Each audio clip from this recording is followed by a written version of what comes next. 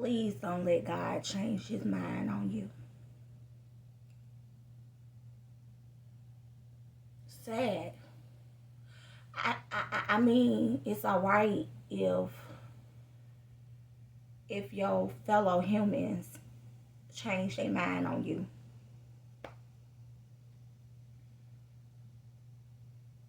You my man, you're not my man no more. Okay. You my woman, you're not my woman no more. Okay. You you birthed me, but you don't want to be my mother. I mean, you always gonna be, but you don't want to be that, play that role no more. Or my father, or my sister, my brother, my friend, my bestie, whatever. It's all right.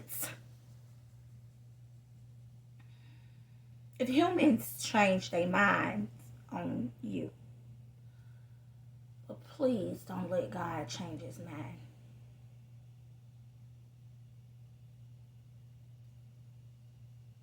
Saul thought it was all good to not do what God told him to do with the detailed instructions that he was given by one of God's messengers, which was Samuel. Listen to me. I don't care who your messenger is. And see, God, he's so God, he'll mess around and send you a messenger that you may not even like. Now try listening to a word or a message from God, from somebody you don't even like, and then have the audacity to not listen and see where it gets you. Huh? Fear. Fear, fear, fear will mess you up every time. I don't know how many times I gotta say it, but God has not given us the spirit of fear. That fear, that disobedience is what caused Saul to end up losing his position and causing God to change his mind. And it's so sad. I really felt sorry for my boy Saul, because God did not only change his mind, and then you know how messed up things is over you when somebody else cry for you.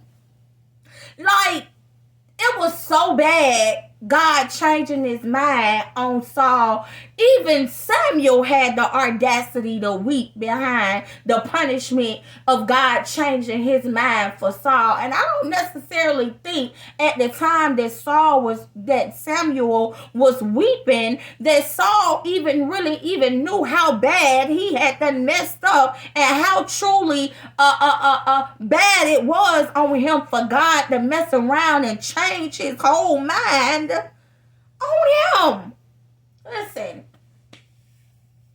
God, like, look, I'm gonna need you to hush up with that weeping. I done already made my decision, and I'm gonna need you to go down here to Jesse's house, and yeah, I already done, got somebody down there to replace Saul, cause yeah, this didn't work out. You know what I'm saying? Like, I can deal with you being a sinner, but I can't deal with you being a hard-headed sinner either. Like, you got to be able to understand that when I say, even if you can't listen to me, I'm going to give you flesh. I'm going to give you a messenger flesh, since you ain't listen to me, aka my spirit form. I'm going to give you flesh. I'm going to give you one of my seers that cause I get it, some of y'all don't believe nothing until you see it. It got to be in your face. So I'm going to send my seer. And when I send my seer to give you the same message that I've been giving to you spiritually, you ain't got no choice but to listen. And if you don't want to listen, then you just flat out being hard-headed. And God said, I can deal with, I can deal with you being a sinner. I can't deal with you being hard-headed from me, especially when I got some great things that I've called for you to do. Because see, you ain't not only playing with your life, you're playing with the lives of my people, and I ain't got time to sit up here and be trying to chastise you about you doing what it is that I've told you to do. So I tell you what, I'ma find me somebody that's gonna listen to me. Okay, so now, here we are. And I mean, he picked somebody that was literally not even on the same caliber, okay, as what Saul was on. Okay, totally different background, the whole nine. He took David, or somebody that was literally always cast aside, put aside, always counted last. That's why you gotta be careful with them ones you look at as always being last, baby. Because in due time, I heard it in God's words, baby. It is written that the last shall be, not the last might be, not the last probably gonna be, not the last will be. No, it says the last shall be first, and the first shall be last. And boom, here you go with David, right? If you don't believe me, let me give you Bible. So if you take yourself to 1 Samuel, right, and you go to the chapter 16, it's going to literally tell you about what happens when God has the audacity to change his mind and give somebody else your position, okay? And listen, baby, I also need you to understand that, look,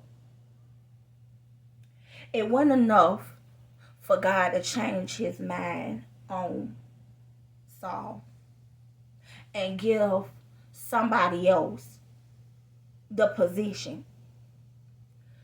But God had the tendency to take this nobody, make him somebody, and then put him back in the presence of the person whose position it was. Like, he took David, anointed David, and placed David literally in very close proximity of Saul to show Saul how it should have been done in the first place. Listen, you gotta understand, baby, that at the end of the day, ain't that worse than God changing his mind on you.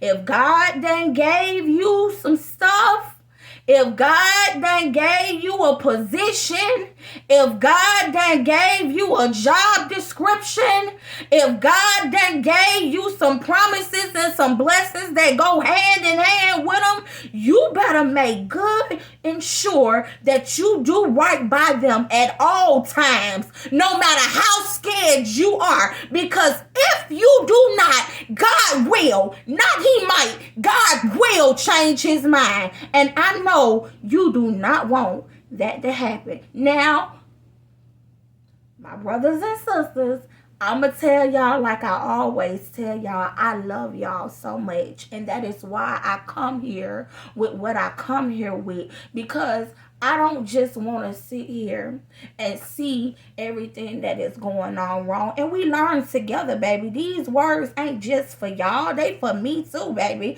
At the end of the day, I need you to understand that. And I be walking around here like, God, whatever you do, God, don't change your mind on me. Don't change your mind on me. Listen, I can do without these, but I can't do without you. Please, y'all. Take heed to what I'm saying, okay? As always, y'all good sis, love y'all. I love you all, and goodbye.